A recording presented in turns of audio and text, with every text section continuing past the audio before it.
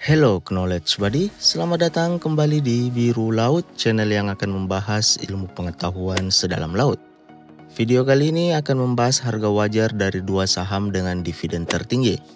Dan untuk Sobat Buddy yang ingin melakukan analisa harga wajar, bisa nonton video web analisa harga wajar yang linknya saya sisipkan pada deskripsi video ini. Dan seperti biasa, yang pertama, video ini hanya berbagi info perihal emiten, bukan ajakan jual beli, dan keputusan investasi ada di pilihan masing-masing investor. Yang pertama ada PT Bukit Asam Tbk dengan kode PTBA. Berdiri sejak tahun 1920-an dengan model bisnis utama adalah pertambangan batu bara. Sangat wajar jika PTBA termasuk perusahaan dengan dividen yield tertinggi dengan persentase sebesar 16%. Jika sobat perhatikan chart harga dari PTBA, PTBA memiliki pergerakan yang sangat fluktuatif selama satu dekade terakhir. Namun untuk jenis saham komoditi, harga yang fluktuatif menjadi hal yang sangat biasa. Terlihat 2010 hingga sekarang rata-rata harga tertinggi berada pada angka 4.500 hingga 4.800.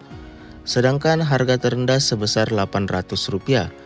Namun 7 tahun terakhir harga terendah dari PTBA terus membaik, yaitu berada pada angka Rp2.000.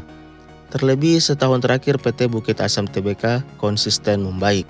Selanjutnya, jika Sobat Buddy melakukan analisa harga wajar dengan metode DCF, PT Bukit Asam memiliki harga wajar dengan metode DCF unlevered sebesar Rp5.246. Hal ini menjadi menarik untuk dipantau ke depannya, apakah PTBA akan kembali mencapai rata-rata harga tertingginya sebesar Rp4.500 hingga Rp4.800.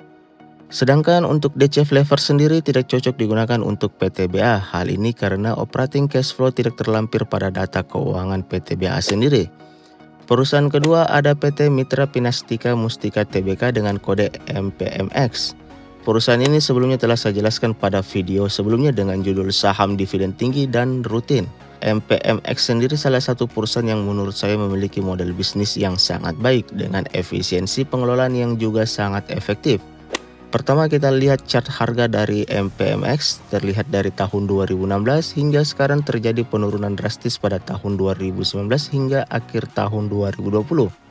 Namun perlu diketahui pada periode tersebut kondisi COVID-19 juga mulai masuk di Indonesia. Jadi hal wajar jika MPMX anjlok pada periode tersebut juga. Terlebih MPMX masih mengandalkan store fisik dalam distribusi kendaraannya. Dan pada tahun 2021 hingga sekarang MPMX konsisten membaik dan rutin membagikan dividen. MPMX sendiri memiliki dividen yield sebesar 16,74% dan persentase ini lebih baik dari PTBA. Selanjutnya kita melihat harga wajar dari MPMX. DCF lever sendiri berada pada harga 989 dan DCF unlevered sebesar 1312.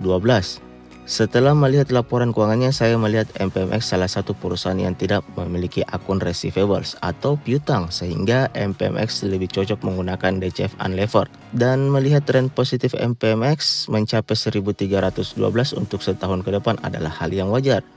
Selain itu, MPMX juga tidak memiliki hutang jangka panjang sehingga perusahaan ini termasuk aman dalam waktu panjang. Dan terakhir untuk teman-teman, jangan jadikan video ini acuan untuk membeli saham. Lakukan analisa lebih dalam sedalam biru laut. Semoga video ini bermanfaat dan sampai jumpa lagi pada video berikutnya yang akan dibahas sedalam biru laut.